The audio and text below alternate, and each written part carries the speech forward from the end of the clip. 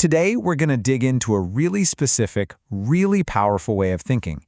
It's the engine behind some of the world's most brilliant minds, and we're going to break down exactly what makes it tick. So, let me ask you this. Are you the kind of person who just has to look under the hood? You hear an argument or see a problem, and you can't help but start taking it apart, piece by piece, trying to find out if the foundation is actually solid? If that sounds like you, then you might just be what we're calling a logical architect. For you, it's not about just knowing stuff.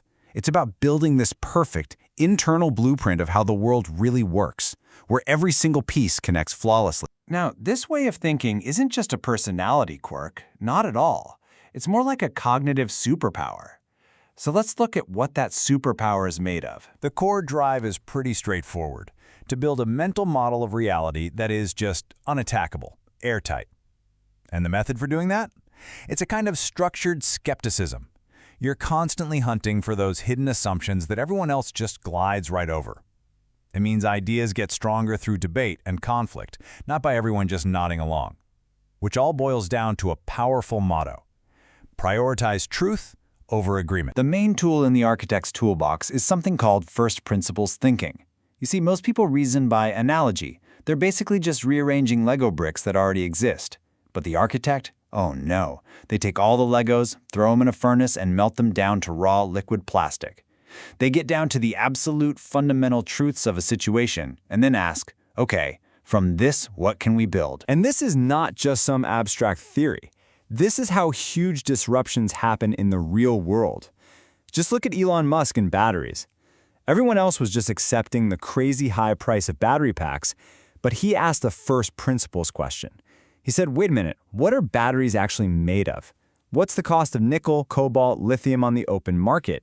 And by boiling it down to those basic truths, Tesla completely changed the game and slashed costs. But, and there's always a but, right? Even the most beautiful, logical blueprint can have cracks. Every superpower has a trade-off. And for the logical architect, that intense focus creates some very predictable blind spots. And here's the key. These flaws aren't because the logic is bad. They're actually the natural, inevitable flip side of the architect's greatest strength. So picture this. An architect designs a new workflow. On paper, it is perfect. It's efficient, it's logical, it's a no-brainer. Everyone should adopt it immediately. But then it hits the real world, and it faceplants. Why? Because the blueprint didn't account for the messy, irrational human stuff. The team politics, the fear of change, people's egos, old rivalries. Any plan that ignores that reality is a plan that's already failed. And that brings us to the other major crack: analysis paralysis. This is a classic trap. The desire to create that 100% perfect, unassailable logical argument becomes an obsession. And while you're spending all your time checking every last detail and exploring every tiny possibility, the real-world window of opportunity just slams shut. Your quest for the perfect answer gets in the way of a good answer that actually works right now. So how do you fix this? How does an architect patch these cracks in their blueprint? Well, you don't do it by abandoning logic. No way. You do it by upgrading your mental toolkit with new models that are built to handle the messiness of the real world. We're going to walk through 3 huge upgrades. First, learning to see the hidden ripple effects of your actions. Second, flipping the problem on its head to see where you might fail. And third, always remembering that your beautiful model of the world isn't the world itself. First up, second-order thinking. Okay, so thinking one step ahead is easy. You know, if I do X, then Y will happen. But the real power comes from asking the next question. And then what? And after that happens, what's the consequence of that? It's about seeing the chain reaction, the ripple effects that most people never even consider. The classic example of this is the rat bounty.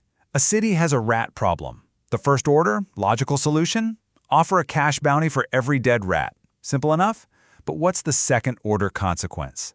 People start breeding rats on purpose to collect more bounty money, making the problem 1,000 times worse. A logical plan that completely backfired because they didn't think one step further. Next, we add inversion to the toolkit. This is a brilliant mental judo move.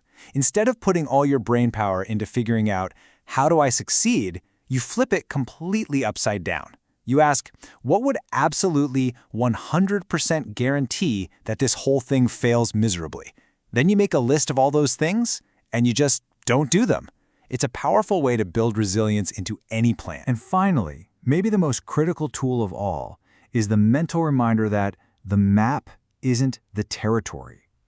That elegant, logical plan you've created, that's your map. It's a great guide, it's useful, but reality, with all its chaos and complexity and irrational people, that's the territory. And the map will never, ever capture all of it. It's the ultimate check on your own ego, reminding you to always look up from your map and see what's actually happening around you. So, when you bring all this together, when you combine that raw, logical power of the architect with these new, reality-tested tools, you evolve. You're not just designing blueprints anymore. You're developing the mindset of a master builder. And here's the difference. The architect is focused on creating a perfect, internally consistent model. They value being correct. But the master builder, they take that perfect model and they integrate it with the messy human world. They value being effective. It's a subtle but massive shift in perspective. So the real goal here isn't to get rid of your logical superpowers. Not at all. It's about upgrading them. It's about learning to see the messy, chaotic, human element, not as a glitch in your system, but as a fundamental variable you have to account for in your equation. And that leaves us with one final thing to think about. Your structured, rigorous logic, it really is a superpower. The only question is, are you using it to build beautiful things for a world that only exists on paper, or are you using it to build real, lasting, effective things in the world as it actually is?